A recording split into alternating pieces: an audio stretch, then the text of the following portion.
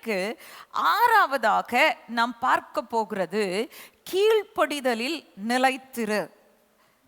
Be steadfast in your obedience. சரி, இதுக்கு என்ன வசனத்தை நாம் எடுத்துக்கொள்ள போகிறோம் என்றால் எபிரேயர் 5ஆம் அதிகாரம் 9ஆம் வசனத்தை நாம் எடுத்துக்கொள்ள போகிறோம். எடுத்து வாசிக்கலாம். எபிரேயர் 5:9.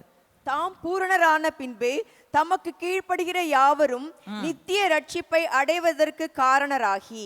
ஓகே, இங்கே சொல்லுகிறது தாம் பூரணரான பின்பு, இயேசு கிறிஸ்து பூரணரான பின்பு தமக்கு கீழ்ப்படுகிற யாவருக்கும், அங்க ரொம்ப கிளியரா கிளாஸ் முன்னாடியே ஸ்டேட் பண்ணிட்டாரு, தனக்கு கீழ்ப்படுகிற யாவருக்கும் அவர் நித்திய ரட்சிப்பை அடைவதற்கு காரணராகி.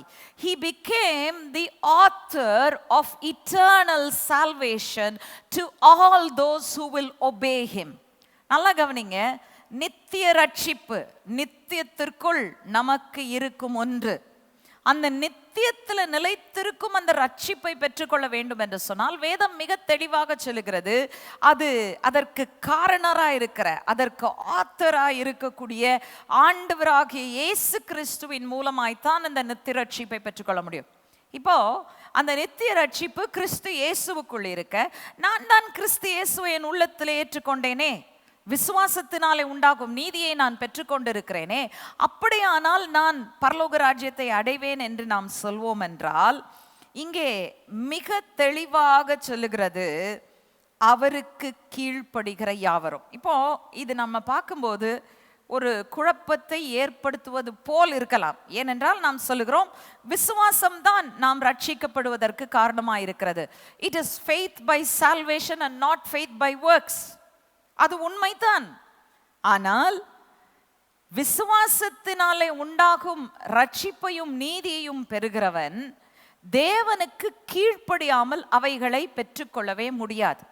நான் விசுவாசிக்கிறேன், ஆண்டவர் எனக்குள்ள ரட்சிப்பு கொடுப்பாரு, எனக்குள்ள நீதியை கொடுப்பாருன்னா, எனக்குள்ள ஆண்டவர் நீதியை கொடுக்கலாம். ஆனா அந்த நீதியில நான் நிலைத்திருப்பதற்கு கீழ்ப்படிதல் அவசியமாய் இருக்க வேண்டும் என்று சொல்லி நாம் பார்க்கிறோம். There is no doubt that salvation is by faith alone, but the key to inheriting that salvation, ஆண்டவர் வந்து கொடுத்து வச்சிட்டாரு, எனக்காக வச்சிருக்கிறாரு. ஆனா அந்த வச்சிருக்கிற காரியத்தை நாம் பெற்றுக்கொள்ளணும்னா என்னுடைய கைகளை நீட்டி பெற்றுக்கொள்வதற்கு எனக்கு மிக முக்கியமானது கீழ்ப்படிதல். கீழ்ப்படிதலில் நிலைத்திருக்கிறவன் தான் அந்த ரட்சிப்பை சுதந்திரிப்பான் என்று சொல்லி நாம் பார்க்கிறோம். சரி, இப்போ இந்த கீழ்ப்படிதல் ஏன் இவ்வளவு முக்கியமான ஃபேக்டர், இதை வந்து நம்ம I will point it out very clearly to you.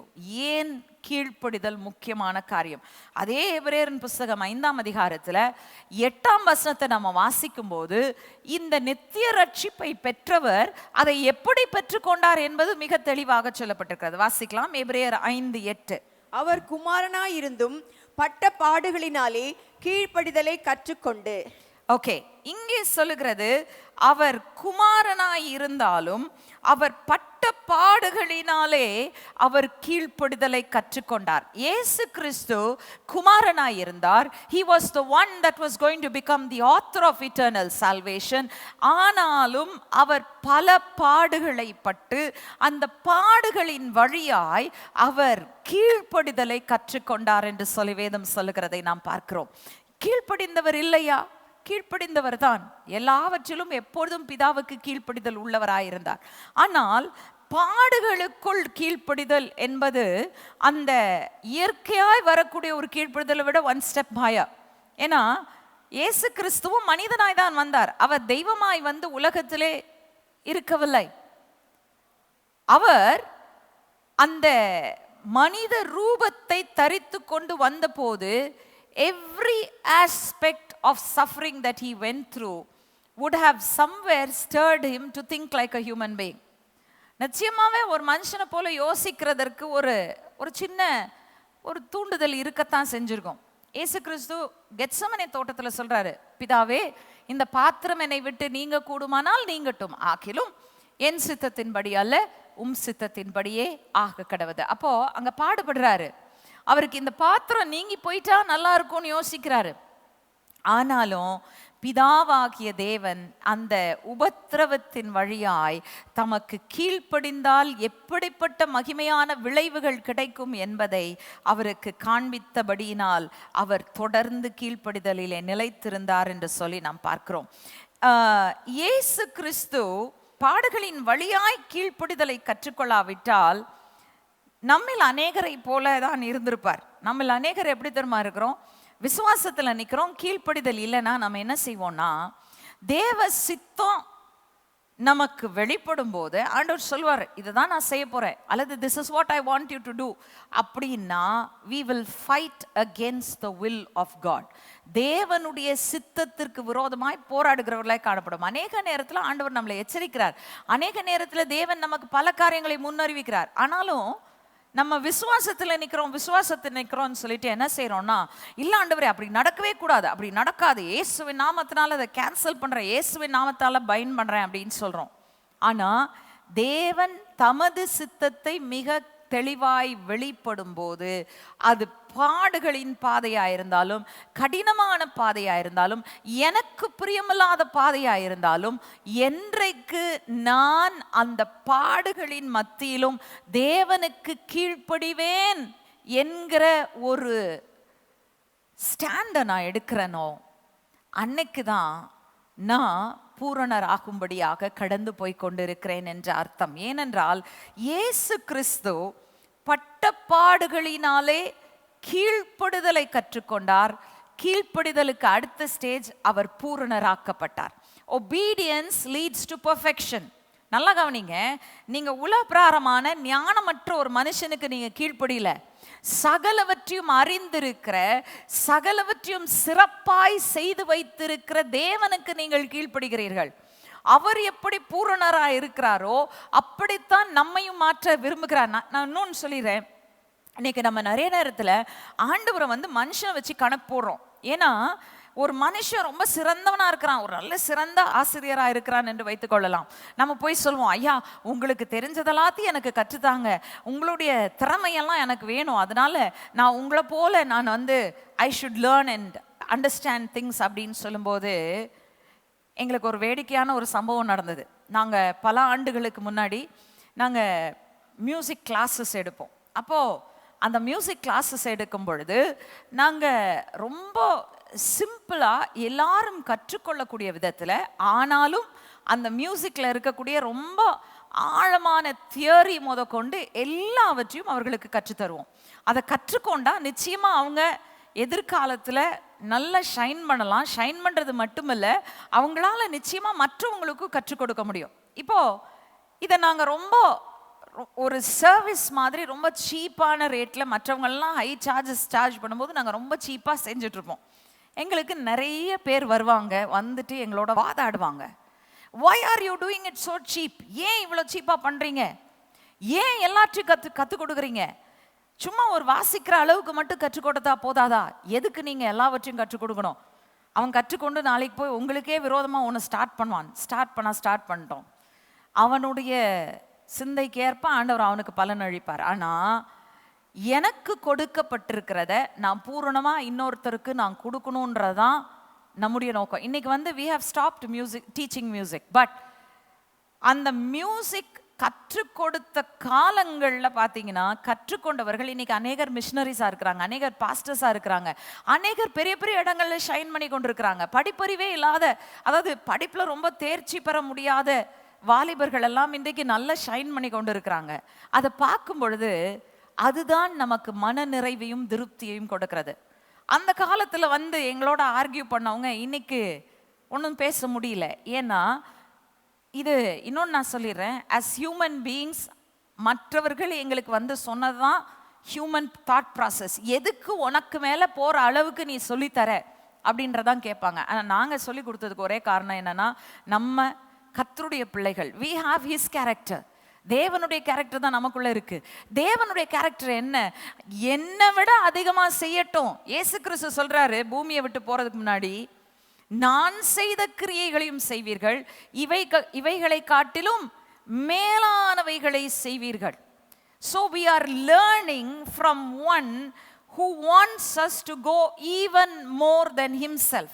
தன்னை விட மேலாக உயர்ந்து போகக்கூடிய ஒரு ஸ்தானத்தில் இருக்கிற ஒருவரிடத்தில் நாம் கற்றுக்கொண்டு இருக்கிறோம். பிரியமானவர்களே, அந்த கீழ்ப்படிதல் அவரிடத்தில் இருக்கும் பொழுது அவர் நமக்கு சொல்லும் காரியங்கள் எல்லாம் நம்மளை கீழே தாழ்த்தி கொண்டு போகாது. அவர் சொல்ற கட்டளைக்கெல்லாம் நம்ம கீழ்ப்படிஞ்சோன்னா கீழ்ப்படிய கீழ்ப்படிய கீழ்ப்படிய கீழ்ப்படிய நாம் பல காரியங்களை கற்றுக்கொண்டு பூரணராகும்படியாக நிறைவுள்ளவர்கள் ஆகும்படியாக நாம் கடந்து போவோம் என்று சொல்லி நாம் பார்க்கிறோம்.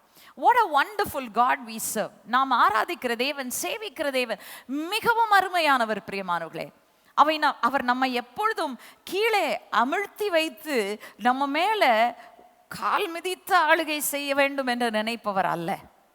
நம்மை தம்மோடு கூட சிங்காசனத்துல உயர்த்தி வீற்றிருக்க பண்ணி நமக்குள் ஆளுகை செய்ய விரும்புகிறவராயிருக்கிறார். ஹல்லேலூயா.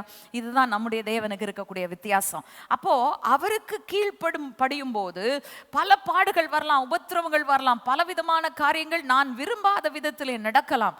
ஆனால் என்ன நடந்தாலும் எனக்கு ஒன்று தெரியும், முடிவில் அவருடைய பூரண சாயலை தரித்து கொள்ளும்படியாக என்னை கடந்து போக செய்வார். He will bring me to perfection.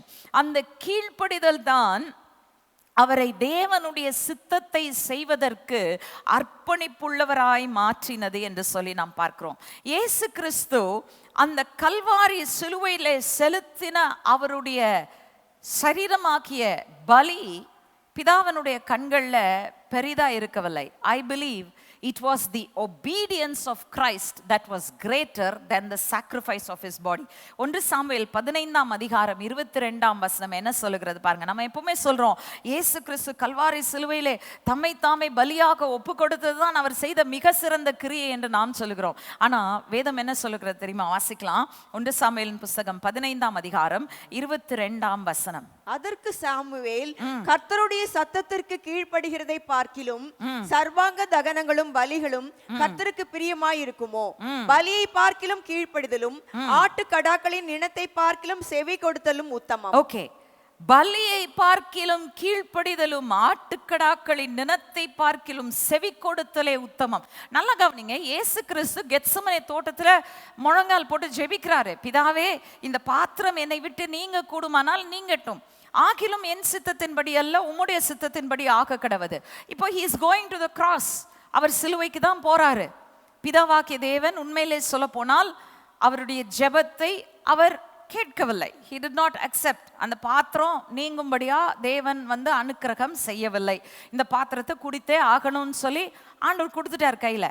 இப்ப இயேசு கிறிஸ்து பிதாவானவர் இந்த பாத்திரத்தை எடுத்து போட மாட்டார் என்பதை கண்டவுடனே முறுமுறுப்போட, என்ன ஆண்டவரே, நான் உமக்காக எவ்வளவு உண்மையா வாழ்ந்தேன், பிதாவே உம்முடைய சித்தத்தை தவிர வேற ஒன்றுமே நான் செய்யல. இந்த பூமியில இருக்கும்போது ஜனங்களை சுகமாக்கினேன், உம்முடைய வல்லமையை வெளிப்படுத்தினேன், அந்த மகிமையை நான் எனக்காக எடுத்துக்கொள்ளவில்லை, பரலோகத்தில் உமக்கு சமமாய் இருப்பதை கொள்ளையாடின பொருளாய் நான் எண்ணாமல் எல்லாவற்றையும் விட்டு இந்த பூமிக்கு வந்தேனே. He did not argue with God. அந்த முறுமுறுப்போட இயேசு கிறிஸ்து சிலுவைக்கு சென்றிருந்தார். ஆனால் அவருடைய பலி பிரயோஜனமற்ற பலியா இருந்திருக்கும். ஆனால் அவர் சிலுவையை பொறுமையாய் சகித்து அடிக்கப்படும் படி கொண்டு போகப்படுகிற ஆட்டுக்குட்டியை போலவும், தன்னை மயிர்கத்திருக்கிறவனுக்கு முன்பதாக சத்தமிடாது இருக்கிற ஆட்டை போலவும் அவர் வாயை திறவாது இருந்தார் என்று சொன்னால், அவருடைய உள்ளத்துல there was the commitment that was needed to do the will of God, and he did it gladly. அந்த பாடுகள்ல அவர் மகிழ்ச்சியோடு செய்தபடியினால்தான் அந்த பாடுகளின் வழியாய் கீழ்ப்படிதலை கற்றுக்கொண்டு அவர் பூரணராக்கப்பட்டார் என்று சொல்லி நாம் பார்க்கிறோம். பிரியமானவர்களே, இயேசு கிறிஸ்துவே கீழ்ப்படிந்து தான் எல்லாவற்றையும் செய்தார் என்று சொன்னால், இன்னும் எவ்வளவு அதிகமாய் நீங்களும் நானும் அதை செய்ய வேண்டும் என்று யோசித்து பாருங்க. இது ரொம்ப அழகா பவுல் சொல்றாரு. பிலிப்பியர் 2ஆம் அதிகாரம் 8-9 வசனங்களிலே, பிலிப்பியர் 2ஆம் அதிகாரம் 8-9 வசனங்கள். அவர் மனுஷ ரூபமாய் காணப்பட்டு மரண பரியந்தம், அதாவது சிலுவையின் மரண பரியந்தமும் கீழ்ப்படிந்தவராகி தம்மை தாமே தாழ்த்தினார். ஆதலால் தேவன் எல்லாவற்றிற்கும் மேலாக அவரை உயர்த்தி. சோ நம்ம பார்க்கிறோம், இங்க பவுல் அண்டர்லைன் பண்றாரு, மரண பரியந்தம் கீழ்ப்படிதல் உள்ளவராய் இருந்தாரோ இல்லையோ, சிலுவையின் மரண பரியந்தம் கீழ்ப்படிதல் உள்ளவராய் இருந்தார். அப்படியானால் என்ன, முறுமுறுப்பில்லாமல் பலியை செலுத்த வேண்டும், ஆனால் எனக்கு அது ஒரு முறுமுறுப்போட ஒரு கீழ்ப்படிதல் இல்லாம ஒரு எதிர்ப்பு எண்ணத்தோட நான் செய்வேன் அப்படின்னு சொல்லி அவர் செய்யல. நிறைய பேர் சொல்லுவாங்க, செய்கிறேன், நீங்க சொல்றீங்கன்னு செய்கிறேன், எனக்கு விருப்பம் இல்லை, நீங்க சொல்றதுனால நான் செய்கிறேன் அப்படின்னு சொல்லுவாங்க. அந்த கீழ்ப்படிதல் பிரயோஜனமற்ற கீழ்ப்படிதல். நல்லா கவனிங்க, நம்ம ஆண்டவர் சொல்லிட்டாரா, ஆண்டவரே நீங்க சொல்லிட்டீங்களா, எனக்கு அது பிரியமில்லைனாலும் சரி, விருப்பம் இல்லைனாலும் சரி, எனக்கு அது வேண்டாம் நான் நினைச்சாலும் சரி, நீங்க சொல்லிட்டீங்க, நான் செய்கிறேன், சொல்லும் ஆண்டவரே அடியேன் கேட்கிறேன் என்று சொல்லி நம்மை அர்ப்பணிக்க வேண்டியவர்களாய் நாம் இருக்கிறோம். எனவே நாம் பார்க்கிறோம், அந்த அர்ப்பணிப்பு தான், அந்த கீழ்ப்படிதல் தான் அவர் நித்திய ரட்சிப்பை உண்டு பண்ணுவதற்கு காரணராக மாறும்படியாக செய்தது. அது மட்டுமல்ல, பிதாவினிடத்தில் எல்லாவற்றுக்கும் மேலான அதிகாரத்தை பெறும்படியாகவும் செய்தது. அதற்கு நாம் பின்னாடி வருவோம். ஆனா இன்னைக்கு கீழ்ப்படிதல் அநேகருக்கும் மிக கடினமான ஒரு காரியம். It is very very difficult to obey. we find it hard to obey. எப்படிங்க கீழ்ப்படுகிறது அப்படின்னு சொல்லி நீங்க என்கிட்ட கேட்பீங்கன்னா, வேதத்திலிருந்து ஒரே ஒரு வசனத்தை நான் உங்களுக்கு காண்பிக்கிறேன். அந்த வசனத்தை வாசித்தா எப்படி கீழ்ப்படுகிறதுன்றதை நீங்க புரிஞ்சுக்குவீங்க. வாசிக்கலாம். யாத்ராகமத்தின் புஸ்தகம் 5ஆம் அதிகாரம் 2ஆம் வசனம். யாத்ராகமம் 5:2. அதற்கு பார்வோன், நான் இஸ்ரவேலை போகவிட கர்த்தரின் வார்த்தையை கேட்கிறதற்கு அவர் யார்? நான் கர்த்தரை அறியேன், நான் இஸ்ரவேலை போக விடுவதில்லை என்றான். ஓகே, பார்வோன் தேவனை அறியாதவனாயிருந்தான். நல்லா கவனிங்க. he asks them, why should I obey his voice and let Israel go? நான் ஏன் அவருடைய சத்தத்திற்கு செவி கொடுத்து ஏன் நான் இஸ்ரவேலை விட வேண்டும்? அவர் யார்? அவர் எனக்கு தெரியாதே, நான் எதற்காக அவருக்கு கீழ்ப்படியணும்? அப்ப ஆண்டவர் தான் யார் என்பதை காண்பித்தார். ஆனா இங்க கீழ்ப்படிதல் பார்வோனுடைய சம்பவத்திலிருந்தே ரொம்ப அழகா நம்ம கற்றுக்கொள்ளக்கூடியது 2 விதமான கீழ்ப்படிதல் இருக்கு. ஒன்று, தேவனை அறியாமல் இருப்போம் என்றால் ஆண்டவருக்கு கீழ்ப்படுகிறது பயத்தினால வரும். பயத்தினால வரும் கீழ்ப்படிதல் எப்பொழுதுமே பாசிட்டிவ் ரிசல்ட்ஸை கொடுக்காது, முன்னேற்றத்திற்குரிய விளைவுகளை நம்முடைய வாழ்க்கையிலே கொடுக்காது. ஆனால் அதே நேரத்தில் பயபக்தியினாலே உண்டாகும் கீழ்ப்படிதல் என்ற ஒன்று இருக்கிறது. பயபக்தி எப்போ வரும்? இப்போ எங்க அப்பாவை எடுத்துக்கிட்டிங்கன்னா, எங்க அப்பா நான் அறிந்திருக்கிறேன், I know who my father is. அப்போ எங்க அப்பா உயிரோடு இருக்கும்போது சில நேரத்தில் ஏதாச்சும் ஒரு வார்த்தை சொல்லிட்டாருன்னா நாங்கள் கொஞ்சம் யோசிப்போம், ஐயோ சொல்லிட்டாரே, சொன்னதுக்கப்புறம் நம்ம செஞ்சோம்னா நிச்சயமாக இந்த காரியம் ஒர்க் அவுட் ஆகுது. ஏன்னா எங்களுக்கு தெரியும், அவர் சொன்னார்னா அவர் வாயை திறந்து சொல்கிற காரியத்தினால definitely there will be some effect. அப்போது அவர் சொல்லுகிற அந்த காரியத்தை நாங்கள் ஏன் அப்படி ஏற்றுக்கொள்கிறோம்? காரணம் என்னன்னா, அவர் மேலே இருந்த ஒரு ரெவரன்ஸ். பயபக்தி என்று சொன்னால் பயபக்தி தேவனுக்கு மட்டும்தான் நம்ம கொடுப்போம். ஆனால் நான் சொல்கிறது ஒரு ரிலேஷன்ஷிப்பில் இருக்கக்கூடிய அந்த ரெவரன்ஸ், ஒரு தகப்பன் என்ற ஸ்தானத்தில் இருக்கும்போது கொடுக்கிற கனம். அப்போ ஒரு உலக பிரகாரமான உறவுல நம்ம ஒருத்தரை நல்லா அறிந்திருக்கும் போது அவங்க சொல்ற ஒரு காரியத்திற்கு நாம் கனம் கொடுத்து நாம் செய்கிறோம் என்று சொன்னால், நீங்க தேவனை நன்றாக அறிந்திருந்தீர்கள் என்றால், if you know your God, உங்களுக்கு கீழ்ப்படுகிறதுல கஷ்டமே இருக்காது. அவர் என்ன சொன்னாலும் முடிவில் நன்மை தான் நடக்கும். அவர் என்ன சொன்னாலும் சரியாக தான் இருக்கும். அவர் சொன்னார், அந்த வழியில் நடந்தோம்னா நமக்கு சேதம் ஏதும் வராது, நமக்கு லாஸ் இருக்காது. அவர் சொல்கிற வழியில் பேசாமல் நடந்துட்டு போயிடுவோன்னு சொல்லிட்டு கீழ்ப்படுகிறது கடினமான காரியமாக இருக்காது. ஆனால் இன்னைக்கு அநேகர் இன்னமும் தேவனை அறியாமல் இருக்கிறீர்கள். தேவன் பேரில் ஒரு சந்தேகம் இருக்கிறது, ஒரு கேள்விக்குறி இருக்கிறது. இந்த தேவன் ஒருவேளை நான் இவரை நம்பி நான் நடந்தேன்னா, சப்போஸ் முடிவில் இப்படி நடந்துட்டா என்ன பண்ணுறது, சப்போஸ் முடிவில் இப்படி ஆயிட்டா என்ன பண்ணுறது? பிரியமானவர்களே, இது யாருக்கும் வராத ஒரு எண்ணம் இல்லை. தேவனை எவ்வளவு நம்ம அறிந்திருந்தாலும் பிசாசு தலை மேல பறந்து போற காக்கா மாதிரி இந்த எண்ணத்தை திரும்ப திரும்ப நம்ம உள்ளத்துல கொண்டு வரத்தான் செய்வான். What if this does not happen, what if this happens அப்படின்னு சொல்லி நம்ம கேள்வியில, நம்ம தலையில சிந்தையில எப்பவுமே அந்த கேள்வியை வைப்பான். வைக்கும் போதெல்லாம் சொல்லணும், என் தேவனை நான் அறிவேன், என்னை கைவிட மாட்டார். என் தேவனை நான் அறிவேன், அவர் ஒருபோதும் என்னை வெட்கப்பட விட மாட்டார். என் தேவனை நான் அறிவேன், அவர் எனக்காக பலத்த காரியங்களை செய்வார். நீங்கள் உங்கள் தேவனை அறிந்திருந்தால் பிசாசு உங்க உள்ளத்துல வைக்கும் பயங்களையும் கேள்விக்குறிகளையும் நீங்கள் அகற்றி போட்டு அந்த பிதாவாகிய தேவனுக்கு கீழ்ப்படிதல் உள்ளவர்களாய் நீங்கள் மாறுவீர்கள். பிரியமானவர்களே, இதுதான் இன்றைக்கு நம்ம புரிந்து கொள்ள வேண்டிய காரியம். பயத்தினால் உண்டாகும் கீழ்ப்படிதல் வேற, பயபக்தியினால் உண்டாகும் கீழ்ப்படிதல் வேறே என்று சொல்லி நாம் பார்க்கிறோம். சியோன் விசுவாச தேவாலயத்தில் வழங்கிய மற்ற தேவ செய்திகளை பார்க்க விரும்பினால் யூடியூபில் ZFT சர்ச் என டைப் செய்து உங்களுக்கான தேவ செய்திகளை கண்டு கேட்டு ஆசீர்வதிக்கப்படுங்கள். மேலும் சப்ஸ்கிரைப் செய்து பெல் பட்டனை அழுத்தினால் உங்களுக்கான தேவ வார்த்தைகளை உடனுக்குடன் அறிந்து கொள்ளலாம். இந்நிகழ்ச்சி மூலம் மற்றவர்களும் பயன்பெற ஷேர் செய்யவும். கர்த்தர் உங்களை ஆசீர்வதிப்பாராக.